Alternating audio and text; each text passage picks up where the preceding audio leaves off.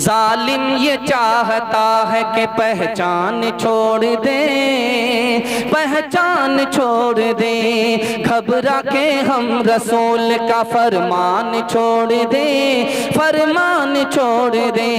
मरना हमें कबूल है, मर जाएंगे मगर मुमकिन नहीं कि दौलत ईमान छोड़ दे, ईमान छोड़ दे। 1992 में सुप्रीम कोर्ट में एक केस आया। उस केस में क्या था? लड़की का कहना था मेरी खातिर अपने माँ बाप को छोड़ना पड़ेगा। लड़का बोला ऐसा कैसे करेंगे? लोग कहेंगे ये ज़नमुरीद है, जोरू का गुलाम है। दुपट्टे की हवा खा करके माँ बाप ही को छोड़ दिया। अब लड़का परेशान। 1992 में ये केस दाखिल हुआ है। लड़की ने केस किया है कि मेरी खातिर, मैं तुम्हारी बीवी हूँ, तुम मेरे शौहर हो, मैंने तुम्हारी खातिर माँ बाप को छोड़ दिया, खानदान को छोड़ दिया, तुमको मेरी खातिर माँ बाप को छोड़ना पड़ेगा। सुप्रीम कोर्ट में केस आया। गौर करने की बात है, हिंदू पर्सनल लॉ खत्म हो चुका 1954 में, और ये केस आया है हिंदुओं का 1992 में। सुप्रीम कोर्ट के जजों ने क्या फैसला किया वो आपको सुन करके हैरत होगी। उन्होंने कहा बेटा बीवी को तो छोड़ सकता है, माँ बाप को छोड़ नहीं सकता। और वकील ने दलील पूछी कि आप कहां से कह रहे हो? कहा हर मजहब में माँ बाप को छोड़ा नहीं जा सकता, चाहे वो हिंदू धर्म हो, चाहे वो इस्लाम हो, चाहे वो सिख हो, और ईसाई की तो बात हम करते नहीं हैं। ये तीन धर्म के लोगों का हाल है, इनके रीत और रिवाज का हाल है कि बीवी की खातिर माँ बाप को छोड़ा नहीं जा सकता। अगर हिंदू पर्सनल लॉ पर फैसला होता तो ये फैसला होता कि माँ बाप को छोड़ देना पड़ेगा, बीवी को रखना है, माँ बाप को छोड़ना है। लेकिन देखिए ज़मीर जिंदा है, मजहब जिंदा है तो इंसानियत जिंदा है, मजहब नहीं तो इंसानियत खत्म। और ध्यान से सुनिएगा, महाभारत में लाखों लोगों की जान गई है। जानते हैं किसकी वजह से? एक कानून होने की वजह, यकसा सिविल कोड की वजह से। गुरु ग्वालकर थे, उन्होंने कहा कि यकसा सिविल कोड नहीं होना चाहिए, हर हिंदुस्तानी को अपने मजहब पर, अपने धर्म पर चलने की आजादी होनी चाहिए। जिस दिन ये आजादी खत्म हो गई उस दिन हिंदुस्तान की मौत है। 1985 में राजीव गांधी जी ने कहा तुम कहते हो इस्लाम, तुम कहते हो मुसलमान, मुसलमानों का कानून औरत के लिए इतना बेहतरीन है कि पूरी दुनिया का कानून मुसलमानों के कानून से मुकाबला नहीं कर सकता। 1972 में वी.आर. कृष्णा चीफ जस्टिस थे, उन्होंने कहा एक बूढ़े की शादी हो गई जवान लड़की से।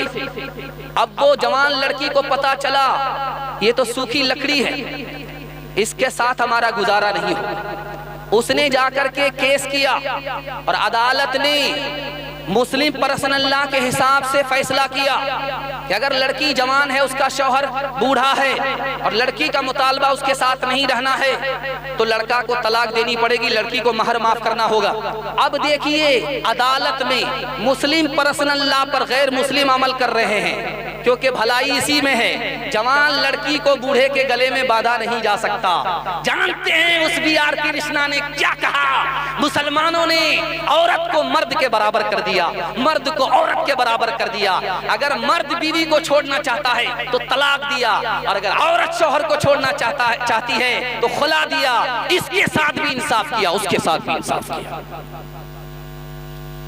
एक खास बात सुनिए, हिंदुस्तान की कानून में दफा 44 है, उस 44 में लिखा है कि एक मुल्क होना चाहिए, एक कानून होना चाहिए। लेकिन इसका सीधा सा जवाब दिया है कि अगर सिख का निकाह हो जाए, सिख से कोई झगड़ा नहीं होता, और अगर मुसलमान का निकाह मुसलमान से हो जाए, किसी कोई झगड़ा नहीं होता। ईसाई का निकाह ईसाई से हो जाए, कोई झगड़ा नहीं होता। लेकिन अगर इसके बरक्स हिंदू लड़की हो, मुसलमान लड़का हो, मुसलमान लड़की हो, हिंदू लड़का हो, तो ऐसा झगड़ा होता है कि खून की नदियां बह जाती हैं।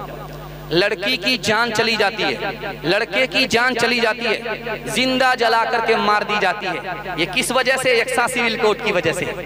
अगर मुस्लिम पर्सनल लॉ हो, हिंदू पर्सनल लॉ हो, तो हिंदू का मुसलमान से झगड़ा नहीं होगा। इसलिए ये जो कानून बना, ये संविधान बना, इसीलिए बना ताकि हर एक को मजहब की आजादी हो, मजहब के दरमियान में हिंदू का मुसलमान से झगड़ा ना हो। और एक खास बात देखिए, सच्चाई वो दिखाने के लिए जा रहा हूं। एक दफा है हिंदुस्तान की, उसका नाम है दफा 38 में लिखा हुआ है कि गरीब और अमीर दोनों को बराबर होना चाहिए, मजदूर और वजीर आजम दोनों को बराबर होना चाहिए, गरीबी को खत्म होना चाहिए, दोनों की तनख्वाह बराबर होनी चाहिए। लेकिन 2017 की रिपोर्ट है, पूरी दुनिया में बेरोजगार कितने लोग हैं? 20 करोड़ लोग हैं। और 2018 की रिपोर्ट है, सबसे बड़ा बेरोजगार मुल्क कौन सा है? तो लिखा हिंदुस्तान। हिंदुस्तान दुनिया का सबसे बड़ा बेरोजगार मुल्क है। और 1984 की रिपोर्ट है अक़वाम मुत्तहिदा की, दुनिया का सबसे बड़ा जाहिल मुल्क कौन है? हिंदुस्तान है। यहाँ पर 62% मर्द जाहिल हैं, 72% औरत जाहिल है। सबसे बड़ा बेरोजगार मुल्क हिंदुस्तान, सबसे बड़ा जाहिल मुल्क हिंदुस्तान। लेकिन इसकी किसी को फिक्र नहीं है, हुकूमत को भी मतलब नहीं है, अदालत को भी मतलब नहीं है, मीडिया को भी कोई मतलब नहीं है। अच्छा, इससे आगे सुनिए, 39 में लिखा हुआ है अमीर और गरीब दोनों को इंसाफ मिलना चाहिए, जल्दी से मिलना चाहिए। लेकिन आप देख लीजिए, डिस्ट्रिक्ट अदालत है, 2016 की रिपोर्ट है इंडियन एक्सप्रेस की, कि 2,81,25,066 मुकदमे डिस्ट्रिक्ट कोर्ट में पेंडिंग में। इधर किसी का ध्यान नहीं है। और आगे देख लीजिए, एक दफा 47 है, उसमें लिखा हुआ है कि पूरे मुल्क में शराब को बंद होना चाहिए। दफा 47 में लिखा हुआ है कि पूरे मुल्क से शराब को बंद होना चाहिए। महात्मा गांधी जी हाथ जोड़ करके कहते थे, लोगों, अगर तुम्हारा बेटा शराब पिएगा तुम्हारा घर तरक्की नहीं करेगा, और तुम्हारे बेटे को अगर तरक्की नहीं होगी तुम्हारा मुल्क तरक्की नहीं करेगा। खुदा के वास्ते शराब को बंद करो, तुम्हारा बेटा भी तरक्की करेगा, मुल्क भी तरक्की करेगा। शराब के होते हुए, शराब को घर में आम होते हुए ये मुल्क कभी तरक्की नहीं कर सकता। लेकिन शराबबंदी नहीं हुई, बिहार में शराबबंदी हुई, पूरे हिंदुस्तान में शराब पी जा रही है। इस पर कोई आवाज नहीं उठा रहा है। मसला क्या है? क्यों यकसा सिविल कोड की बात हो रही है? यकसा सिविल कोड की बात इसलिए हो रही है कि जो आपके सर पर टोपी है, जो चेहरे पर दाढ़ी है, जो आप पंजाबी पहन रहे हैं, ये मुसलमान होने की पहचान है। ये पहचान तक मिट जाए, और लेकिन ये नहीं मिटा सकेंगे। मैं आपसे कहता हूं, कारी मोहम्मद तैयब साहब रहमतुल्लाह अलैह कहते हैं कि मुस्लिम पर्सनल लॉ की हिफाजत का वादा अल्लाह ने कर रखा है, लेकिन हम क्यों आवाज उठाते हैं? ताकि इसकी बरकत से अल्लाह हमारी हिफाजत फरमाए। इस्लाम की हिफाजत तो अल्लाह ने वादा किया है, लेकिन मुसलमान की हिफाजत का वादा नहीं है।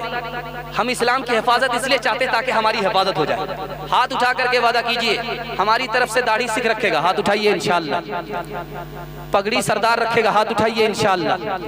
जालिम ये चाहता है कि पहचान छोड़ दे, पहचान छोड़ दे, घबरा के हम रसूल का फरमान छोड़ दे, फरमान छोड़ दे। मरना हमें कबूल है, मर जाएंगे मगर मुमकिन नहीं कि दौलत ईमान छोड़ दे, ईमान छोड़ दे। जलसा मुकम्मल हो गया। अब आपसे वादा लेना चाहता हूँ, आपके घर में कभी मुसीबत नहीं आएगी। मुसीबत 3 वजह से आती है। गुनाह करेंगे, बार बार मुसीबत आएगी।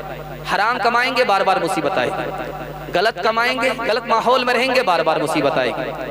आप हराम से निकल जाइए, गुनाह से निकल जाइए, गलत माहौल से निकल जाइए। मैं मसनदे रसूल पर गारंटी लेता हूँ, आपके घर में कभी मुसीबत नहीं आएगी। हाथ उठा करके वादा कीजिए, इंशाअल्लाह गुनाह नहीं करेंगे, गलत नहीं कमाएंगे, गलत माहौल में नहीं जाएंगे। आपका ये जलसा जो आपने सुना है जिंदगी भर के लिए कामयाब हो जाएगा। सिर्फ आपको 3 काम करने हैं। हाथ उठा करके वादा कीजिए, अल्लाह की इबादत करेंगे, रसूलुल्लाह की इताअत करेंगे, मखलूक की खिदमत करेंगे। न किताबों से, नवाजों से, नजर से पैदा दीन होता है, बुजुर्गों की नजर से पैदा नहीं सीखा इन्होंने दीन रहकर शेख के घर में, पले कॉलेज के चक्कर में, मरे साहब के दफ्तर में थे, केक के चक्कर में तो रोटी भी गई, बड़ी शेख की ताक में थे तो छोटी भी गई, नमानी बात वाइस की थे, पतलून के चक्कर में तो लंगोटी भी गई। वाखिर दावाना अनिल हम्दुलिल्लाहि रब्बिल आलमीन।